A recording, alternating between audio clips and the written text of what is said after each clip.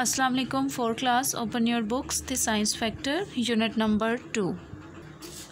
The animal world. Students, in our last lecture we have discussed about water, energy, and today we will discuss about oxygen. Students, oxygen जो है वो एक gas है जो हमें ज़िंदा रहने के लिए चाहिए होती है। जब हम सांस लेते हैं तो हम ऑक्सीजन को with the help of our nose and mouth हम ऑक्सीजन को अपनी बॉडी के अंदर लेके जाते हैं, ठीक है।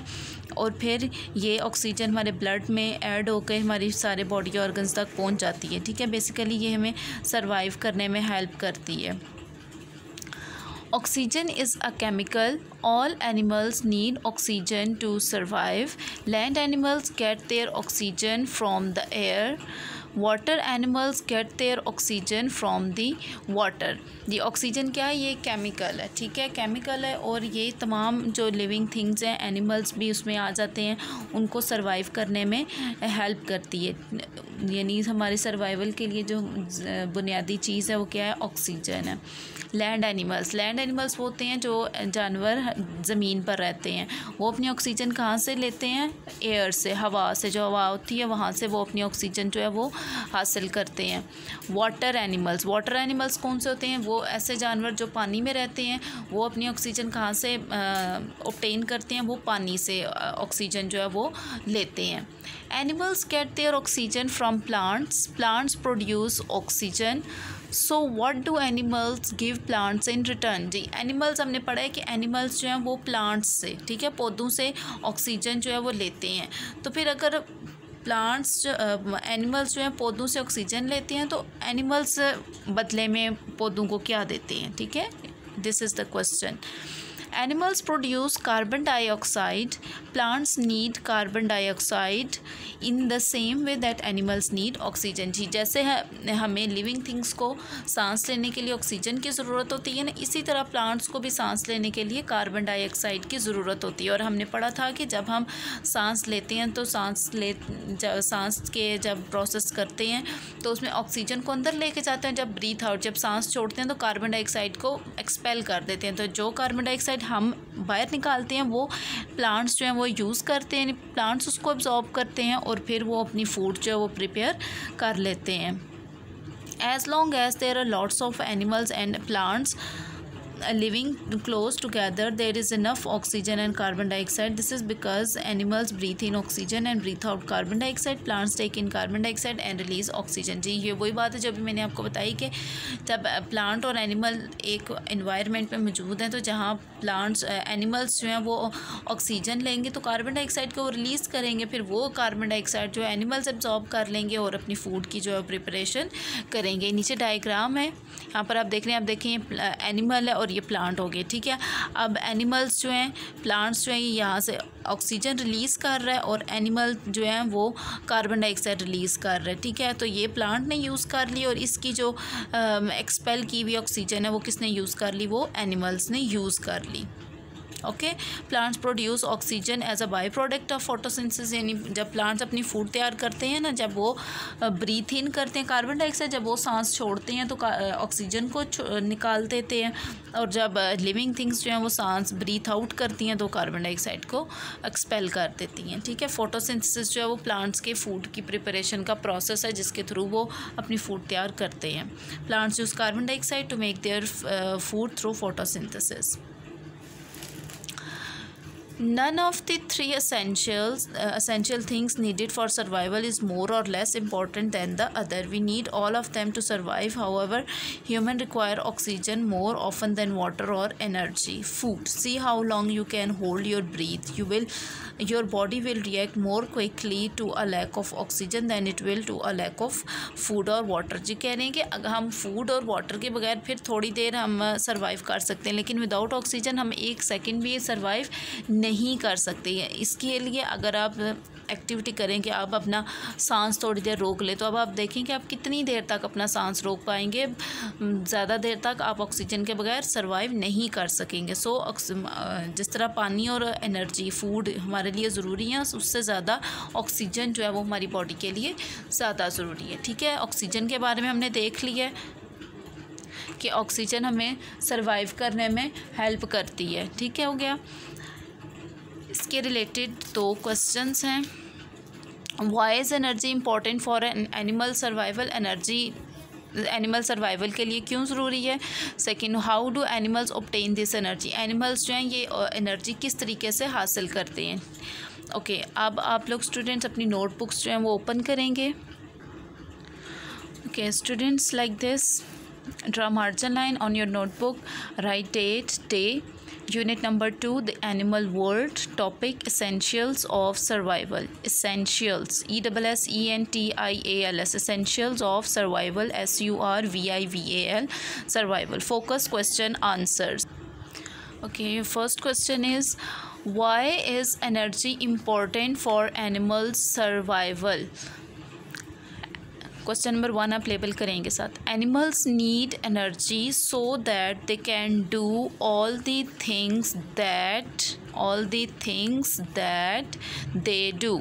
Animals need energy so they can do all the things that they do.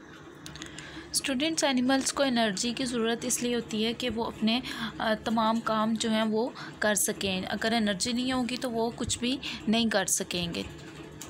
Question number 2, how do animals obtain this energy? Animal ये एनर्जी किस तरीके से, how do animals obtain this energy? Animals जो हैं वो ये एनर्जी कैसे हासिल करते हैं? Energy comes from the sun. Some animals get energy directly from plants and some get energy from other animals that have eaten plants. Energy comes from the sun. Some animals get energy directly from plants and some get energy from other animals that have eaten plants. जी, energy जो है basically आपको पता है कि ये सन से आती है। ठीक है, सूरज जो है वो एनर्जी का मेन सोर्स है। फिर कुछ जो एनिमल्स होते हैं, हमने पढ़ा था कि डायरेक्टली पौधों को खाकर एनर्जी हासिल करते हैं। कुछ जो एनिमल्स हैं वो कहाँ से हासिल करते हैं कि जिन एनिमल्स ने प्लांट्स खाए होते हैं ना, वो उन एनिमल्स को खा के एनर्जी हासिल करते हैं। ये हैं आपके 2 questions. Now students, we will start the second topic of unit number 2, the animal world, adaptation, page number 17. Student, basically adaptations जो हैं वो चेंजेस होते हैं जो एक एनिमल या लिविंग थिंग जो है अपने लाइफस्टाइल के अंदर लेकर आते हैं। यानी अपने लाइफस्टाइल को, अपने रहने सहने के तरीके को अपने माहौल के अकॉर्डिंग चेंज करना, ताकि आप अच्छे तरीके से उस माहौल में रह सकें, सर्वाइव कर सकें, रिप्रोड्यूस कर सकें, यानी नई जनरेशन्स जो हैं वो पैदा कर सकें और अपनी जो नस्ल है उसको आगे बढ़ा सकें। Living things are always changing to give themselves the best chance of survival.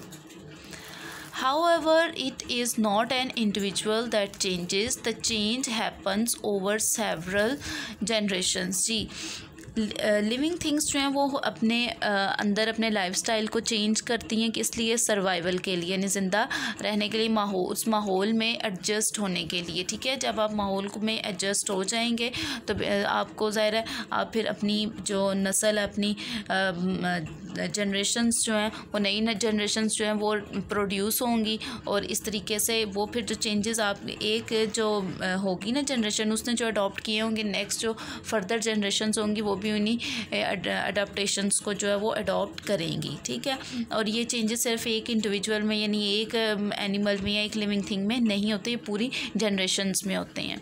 The animal that best suits their environment are most likely to survive long enough to reproduce. That the features that kept them alive are passed on to the next generation and so on. जी, जो adaptations एक जो generation है वो adopt करती है, वही आगे से जो बाकी जनरेशन्स होती हैं वो अडॉप्ट करती हैं और इस तरीके से जब एनिमल अपने माहौल में बेहतर तरीके से सर्वाइव कर पाएगा, इससे ये जो तरीका है इससे वो अपनी रिप्रोडक्शन भी जो है उसको भी बढ़ा सकेगा। ठीक है, for example green butterflies butterflies that live in the rainforest are more likely to survive longer than purple butterflies. This is because the green butterflies will be harder to spot than the purple ones.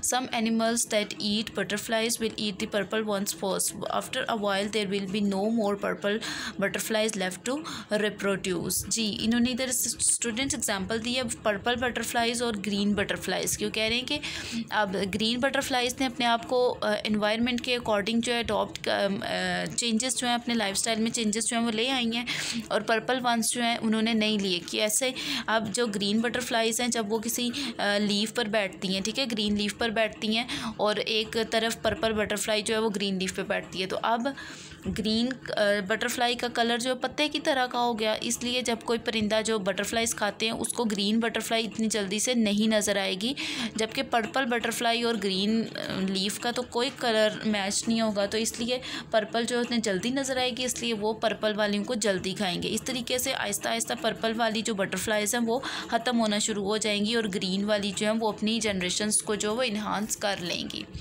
Here are some more ways in which animals have adapted to help them survive. और भी बहुत से तरीके हैं, और भी animals की इधर एग्जांपल दी हैं जिन्होंने अपने अडेप्टेशंस जो हैं वो की हैं। Polar bears live in a very cold climate so they have thick fur to keep them warm. जी, पोलर बियर जो है कुतबी रीछ जो हैं, ये रीछ जो है वाइट है, इनका कलर वाइट है और इनकी स्किन के ऊपर फर यानी गर्म जो है वो खाल होती है जो इनको कोल्ड, ये जो बर्फ़ानी रीछ होता है ना, बर्फ़ानी रीछ, ये कोल्ड क्लाइमेट में ठंडे इलाकों में मौजूद होता है, और इसको वहाँ पर सर्वाइव करने के लिए इसने क्या अडॉप्टेशंस लिए कि ये इसकी बॉडी पर फर है यानी गर्म खाल है जो इसको गर्म रहने में हेल्प करती है।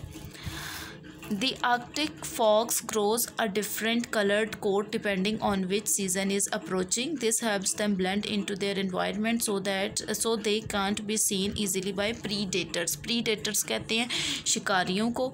आर्कटिक फॉक्स यानी कुछ शुमाली जो लोमड़ी होती है, ये क्या करती है, ये जैसे अपने बॉडी कलर को जो है वो स्किन का जो कलर है उसको सीज़न के अकॉर्डिंग चेंज करती रहती है, और जिस सीज़न में जो कलर होगा उस वजह से ये अपने माहौल में ब्लेंड हो जाएगी यानी उसमें एडजस्ट हो जाएगी। इस तरीके से फिर जो प्रीडेटर्स हैं वो उसको आसानी से नहीं स्पॉट कर सकेंगे, नहीं देख सकेंगे, और इस तरीके से उसकी जो जनरेशन्स हैं वो आगे बढ़ती जाएंगी। ठीक हो गया स्टूडेंट्स, ये हमारा टॉपिक 2 था एडॉप्टेशन।